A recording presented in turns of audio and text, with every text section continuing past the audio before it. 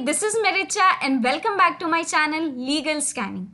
आज के इस वीडियो में आईपीसी का एक बहुत ही इंपॉर्टेंट टॉपिक है, उसके बारे में हम करेंगे डिस्कस। ठीक है, तो वीडियो के लास्ट तक, वीडियो के एंडिंग तक आपका एक फुल फ्लेज आंसर जो है वो तैयार हो जाएगा, क्योंकि यहाँ पे सिस्टमैटिक तरीके से हम इस टॉपिक को करेंगे डील। ठीक, तो चलिए बढ़ते हैं आगे, करते हैं आज के सेशन को स्टार्ट। तो टॉपिक है what are the elements of crime. तो कौन से ऐसे एलिमेंट्स हैं या फिर कौन से ऐसे इंग्रेडिएंट्स हैं जो कि कमिट किए जाते हैं जिससे कि हम डिटेक्ट कर पाते हैं या फिर जिससे कि हम पता लगा पाते हैं कि सामने वाले ने क्राइम कमिट किया है। ठीक, तो वो कौन से एलिमेंट्स हैं, आइए उनके बारे में जानते हैं, इसके बारे में जो कि कॉन्स्टिट्यूट करते हैं क्राइम को। देखिए, सबसे पहला इंपॉर्टेंट एलिमेंट क्या है हमारा, वो है ह्यूमन बीइंग, कि जो क्राइम कमिट कर रहा है वो एक इंसान होना चाहिए। ओके, दूसरा है मेंस रिया, इसके बारे में हम अपने अगले स्लाइड्स में डिस्कस करेंगे डिटेल में। ओके, तीसरा है एक्टिस रियस और चौथा है injury cause to another person और सोसाइटी एट अ लार्ज। ठीक, इन सारे एलिमेंट्स के बारे में हम अपने आगे की स्लाइड्स में डिटेल में डिस्कस करने वाले हैं।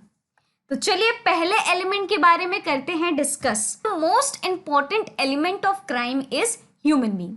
तो कोई भी रॉन्गफुल एक्ट हो, कोई भी ऑफेंस हो जो कि कमिट किया जा रहा है, वो एक ह्यूमन बीइंग के द्वारा ही कमिट किया जाना चाहिए और किसी के द्वारा नहीं। तो अब मैं ये क्यों बोल रही हूँ, तो इसके लिए हमें जाना पड़ेगा एंशिएंट टाइम में। एंशिएंट टाइम में हम देखते हैं कि जो हमारा एडमिनिस्ट्रेशन था क्रिमिनल जस्टिस का, वहाँ पे हम देखेंगे तो वहाँ पे आइडिया जो था वो रिट्रीब्यूशन का आइडिया जो था वो डोमिनेटेड था एंशिएंट टाइम में। अब ये रिट्रीब्यूशन क्या है, तो रिट्रीब्यूशन मतलब टिट फॉर टैट। मान लीजिए, ठीक है, मान लीजिए कि मैंने आपके पैर को तोड़ दिया, तो आपके पास भी वो उस समय राइट था कि आप भी मुझे पनिशमेंट के तौर पे मेरा पैर तोड़ दीजिए। ठीक है, तो ये रिट्रीब्यूशन का वहां पे आइडिया था जो कि एंशिएंट टाइम में प्रिवेल करता था।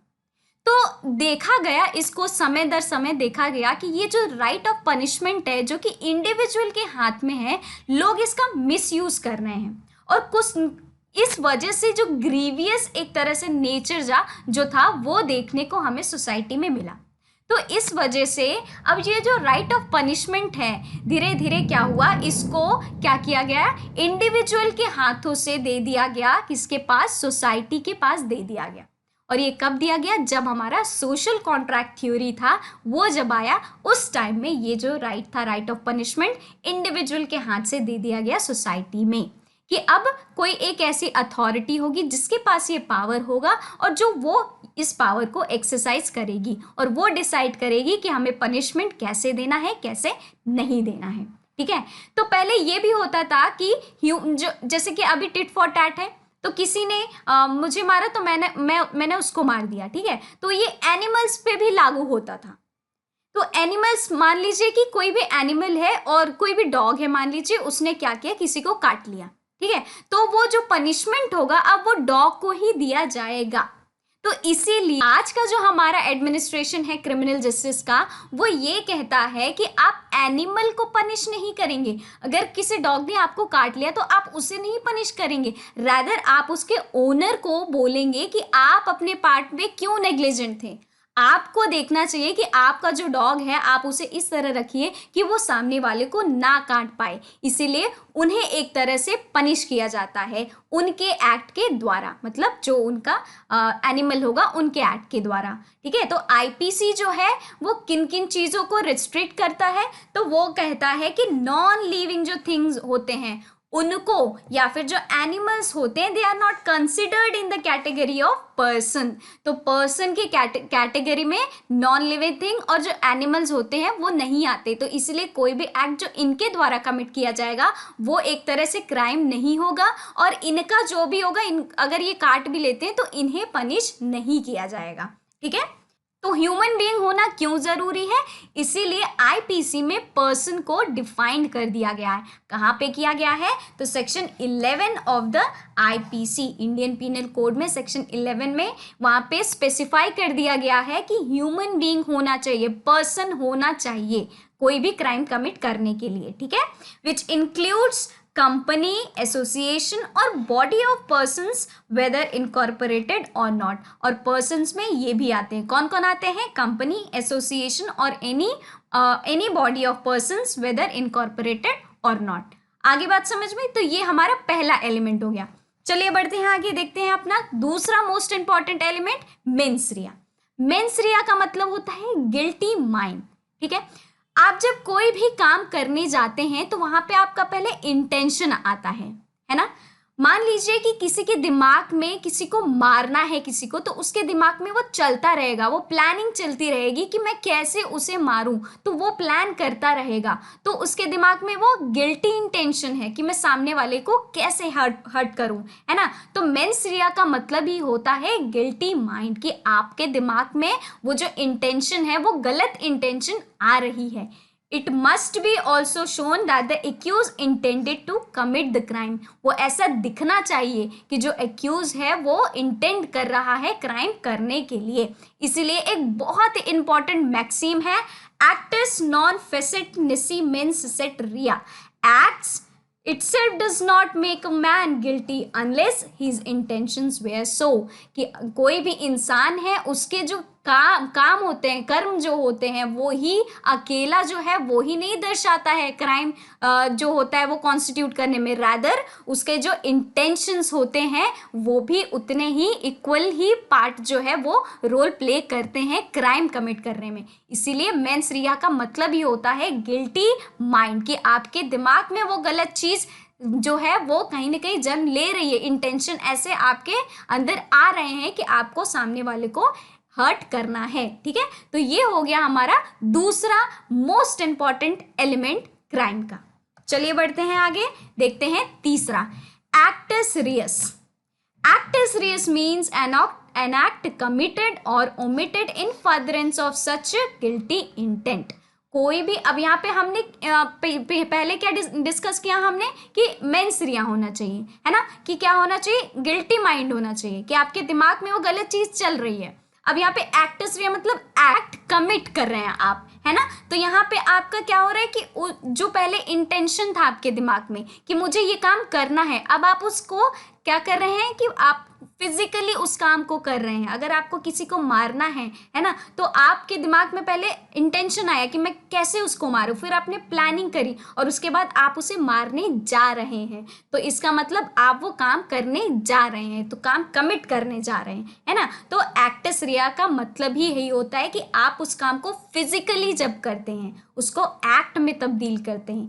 This describes a physical activity that harms another person और डैमेज प्रॉपर्टी। आप या फिर सामने वाले को हर्ट कर रहे हैं, उसको हार्म कर रहे हैं फिजिकली या फिर उसकी प्रॉपर्टी को।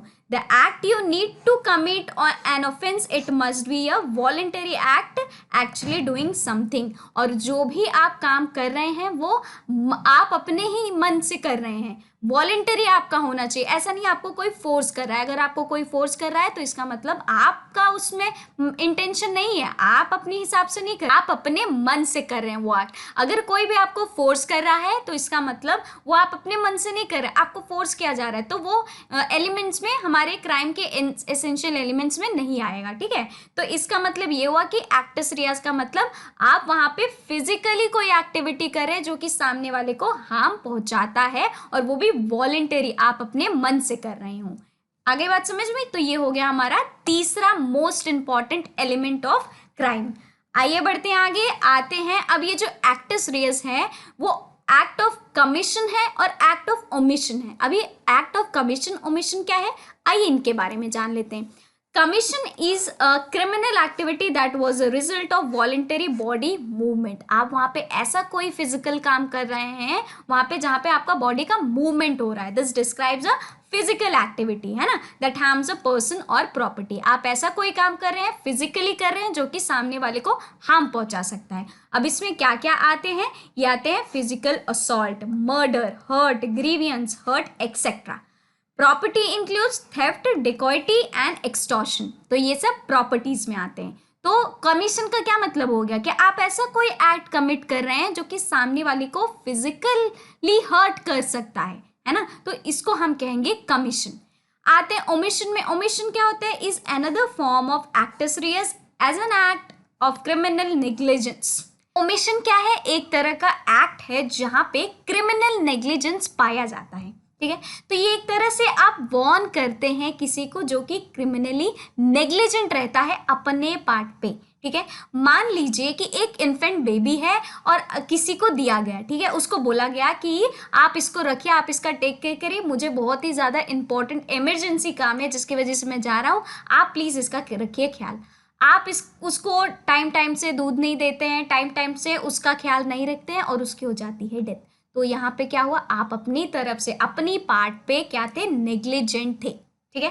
वैसे ही एक एग्जांपल लेते हैं कि कार के केस में मान लीजिए कि आपकी कार की स्पीड आप बढ़ाते जा रहे हैं, आपको पता है कि आपकी जो ये स्पीड बढ़ रही है इसकी वजह से इतना बुरा एक्सीडेंट हो सकता है, उस पर आपका तो हार्म होगा ही, सामने वाले का भी बहुत डैमेज हो जाएगा, फिर भी आप स्पीड बढ़ाए जा रहे हैं। आप यहाँ पे क्या है? अपने पार्ट पे नेग्लिजेंट है। तो ओमिशन का मतलब ही यही है कि आप अपने पार्ट पे नेग्लिजेंट है और आपके इस नेग्लिजेंस के वजह से कोई भी डेंजरस सिचुएशन ओकर हो सकती है, ठीक है। तो ओमिशन का मतलब होता है ये। आगे बात समझ में? चलिए बढ़ते हैं हम अपने अगले और लास्ट जो एलिमेंट है उस पे। तो injury cause to another person और सोसाइटी एट लार्ज, बहुत इंपॉर्टेंट ये एलिमेंट है एक तरह से क्राइम का। तो इसमें क्या होता है कि इंजरी आप सामने वाले को कॉज करते हैं। जो इलीगल अटेम्प्ट होगा एक तरह से क्या करेगा? वो इंजर करेगा ह्यूमन बीइंग को, किसी दूसरे पर्सन को, ठीक है, और सोसाइटी एट अ लार्ज, ठीक। मान लीजिए अब एक एग्जांपल लेते हैं। हम लोग जो न्यूज़ में सुनते हैं, जब रेप की खबर सुनते हैं कि किसी के साथ रेप कमिट किया गया है, तो ये क्या करता है? ये दिल दहला देता है हर एक इंसान का। तो ये क्या कर रहा है? इसका जो इम्पैक्ट है, उस रेप का जो इम्पैक्ट है वो एक तरह से सोसाइटी एट अ लार्ज पे हो रहा है ना, किसी भी कम्युनिटी पे हो रहा है, सोसाइटी पे पूरे हो रहा है, पूरे देश में हो रहा है ना। तो ये जो इंजरी कमिट हुई है वो किसी पर्सन पे हुए, उसके बॉडी पे कमिट की गई है, लेकिन इसका जो इम्पैक्ट है वो हमें सोसाइटी पे देखने को मिल रहा है ना। ये इंडिविजुअल पे भी होता है और सोसाइटी पे भी होता है। तो injury cause to another person और सोसाइटी एट अ लार्ज, तो इसका एग्जाम्पल हमने देख लिया रेप, ठीक है। तो ये जो इंजरी है ये डिफाइन की गई है under section 44 of the Indian Penal Code, ठीक है। आईपीसी में इंजरी डिफाइन की गई है as any harm whether illegally cause to any person in body, mind, reputation और प्रॉपर्टी। और ये जो इंजरी होगी, ये इंजरी जो होगी वो आपके माइंड पे कॉज की गई होगी, या फिर आपके बॉडी पे कॉज की गई होगी, या फिर आपके रेप्यूटेशन पे या प्रॉपर्टी पे।